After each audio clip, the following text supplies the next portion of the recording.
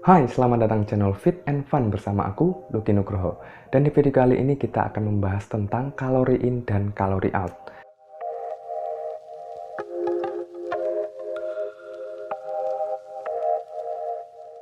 Nah, di video yang lama, aku juga sudah pernah membuat video tentang apa itu kalori dan bagaimana cara kita menghitung kebutuhan kalori bagi tubuh kita. Nah, kalau kalian belum pernah memahami tentang kalori, kalian bisa tonton dulu videonya, ada di atas atau di deskripsi, kalian bisa klik. Dan di video kali ini kita akan membahas tentang komponen-komponen dari kalori in dan juga kalori out. Sebelum kita menginjak ke pembahasan tentang reverse dieting sesuai dengan yang sudah di request. Jadi kalau kita sudah memahami tentang konsep kalori dan juga sedikit tentang pemahaman metabolisme tubuh, itu akan lebih memudahkan memahami reverse dieting. Konsep kalori in dan kalori out itu pada dasarnya sama seperti alat elektronik. Misalnya handphone nggak akan bisa berfungsi sebagaimana mestinya kalau baterainya nggak cukup. Ketika ada sumber daya yang cukup, energi yang cukup dari baterai, maka handphone bisa kita gunakan dengan maksimal. Baik itu untuk browsing, untuk telepon, untuk bersosial media, dengerin musik, main game, dan lain sebagainya. Begitu juga dengan kita. Agar kita dapat beraktivitas, dapat berfungsi dengan baik, maka kita memerlukan energi yang cukup. Dan energi yang kita perlukan itu berasal dari makanan dan minuman yang kita konsumsi sehari-hari. Nah, setiap makanan dan minuman itu mengandung nilai kalori yang berbeda-beda. Untuk karbohidrat dan protein itu per gramnya menghasilkan 4 kalori, sedangkan untuk lemak itu per gramnya menghasilkan 9 kalori. Jadi misalnya dalam satu hari kita mengkonsumsi 100 gram karbohidrat, artinya kita sudah mendapatkan 400 kalori yang berasal dari karbohidrat. Kemudian kita makan lagi 50 gram protein, itu kita sudah mendapatkan 200 kalori, yang artinya kita sudah mendapat 600 kalori yang berasal dari karbohidrat dan protein. Jadi sesimpel itu pemahaman untuk kalori in. Dan selanjutnya adalah kalori out. Jadi di video ini akan sedikit lebih banyak membahas tentang kalori out karena komponennya itu lebih banyak dibandingkan dengan kalori in. Nah, ketika kita bicara kalori out, jangan kita bayangkan hanya sekedar energi yang digunakan untuk kita melakukan aktivitas sehari-hari. Itu hanyalah salah satu dari penggunaan kalori out itu sendiri. Jadi, kalori out yang dihitung dalam 1 kali 24 jam itu kita sebut sebagai TDEE, seperti yang sudah pernah aku bahas. Jadi, TDEE itu menghitung jumlah kalori yang kita keluarkan dalam 24 jam. Nah, kalori out ini sebenarnya ada 4 komponen, yaitu BMR, need, eat, dan TEF. BMR adalah basal metabolic rate, kemudian need itu adalah non-exercise activity thermogenesis, eat adalah exercise activity thermogenesis, dan TEF adalah thermic effect of food. Nah, dari keempat komponen ini diklasifikasikan menjadi 2 bagian, yaitu REE dan NREE. REE adalah resting energy expenditure dan NREE adalah non-resting energy expenditure.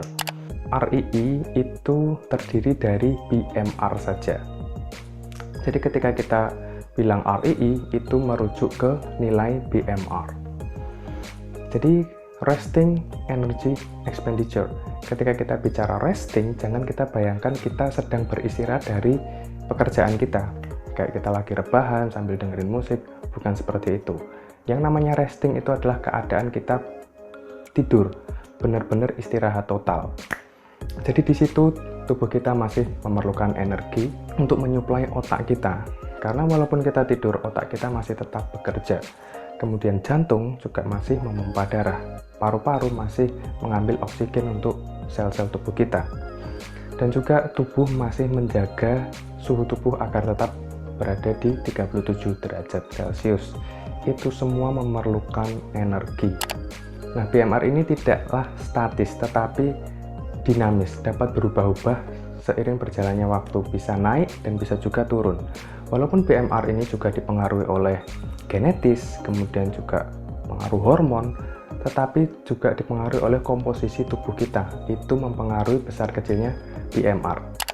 Kalau kita memiliki massa otot yang lebih besar dibandingkan dengan massa lemak, maka kita memiliki BMR yang lebih besar. Secara teori juga, massa otot itu membakar 5 kali lebih besar dibandingkan dengan massa lemak.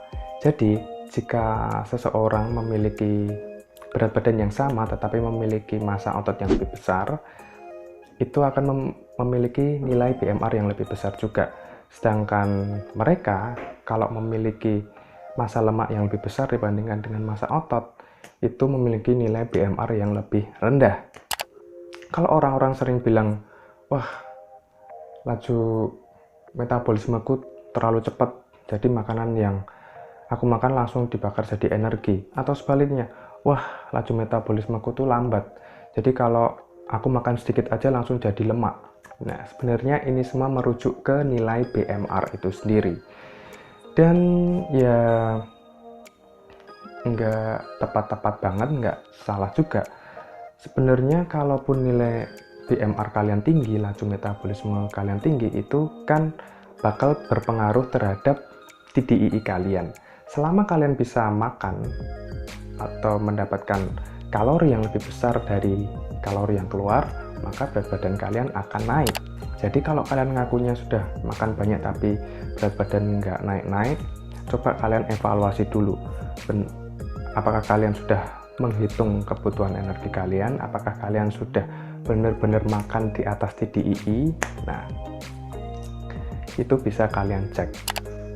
Nah, selanjutnya kalau orang-orang yang memiliki kelebihan berat badan dan ingin menurunkan berat badan, yang bisa dilakukan adalah berusaha untuk meningkatkan nilai BMR-nya. Dengan bertambah massa otot, nilai BMR-nya meningkat, kemudian TDII-nya juga meningkat. Untuk menciptakan kondisi kalori defisit tentunya lebih mudah. Dan sekarang kita coba perhatikan gambar berikut ini. Ini adalah total dari TDII seseorang. Jadi kalau kalian membayangkan bahwa yang membakar energi paling besar itu berasal dari aktivitas fisik atau olahraga, kalian keliru. Karena faktanya yang paling besar membakar energi adalah berasal dari BMR. Sekitar 60-75% TDII itu berasal dari BMR. Jadi betapa pentingnya kita memahami BMR ini sendiri. Poin yang selanjutnya, yang kedua, yaitu NREE, di mana ada 3 komponen lain, yaitu ada NEAT, EAT, dan DEF. Kalau kalian perhatikan dari gambar ini, perbandingan antara NEAT dan EAT itu lebih besar NEAT, sekitar 15%, sedangkan EAT itu hanya sekitar 10%. NEAT itu adalah segala aktivitas kita yang dilakukan sehari-hari, selain tidur. Baik itu kalian membaca buku, bersekolah, bekerja, kemudian ke kantor, dan lain sebagainya, itu termasuk ke dalam NEAT. Jadi inilah alasan kenapa di video aku yang lalu yang membahas tentang cara menghilangkan perut buncit itu meningkatkan aktivitas fisik sehari-hari, karena ini NEAT membakar energi lebih besar dari EAT. Karena kalau kita tidur 8 jam, maka 16 jam sisanya itu digunakan kita untuk beraktivitas. Semakin aktif kita bergerak, maka nilai NEAT ini juga akan semakin besar. Dibandingkan dengan olahraga yang hanya kita lakukan sekitar 1-2 jam, nilai NEAT ini lebih besar. Jadi, kalau kalian ingin menurunkan berat badan, sekali lagi perbesarlah aktivitas kalian sehari-hari. Kemudian untuk EAT atau aktivitas olahraga itu bisa berupa sepak bola, basket, kemudian futsal, jogging, bersepeda, dan lain sebagainya. Begitu juga dengan latihan beban, itu termasuk ke dalam EAT yang menyumbang sekitar 10% dari total TDII kalian. Nah, yang terakhir adalah DEF, Thermic Effect of Food. Jadi seperti contoh di depan tadi, ketika kita makan karbohidrat 400 kalori, sebenarnya yang diterima tubuh kita itu enggak benar-benar 400 kalori, tapi di bawah itu. Karena untuk mencerna suatu makanan itu juga memerlukan energi. Dan ini juga berbeda-beda dari setiap makanan yang kita makan. Untuk karbohidrat itu memiliki nilai TEF sekitar 5-15%. Kemudian lemak itu memiliki TEF 0-3% aja. Sedangkan untuk protein memiliki nilai TEF sekitar 20-30%.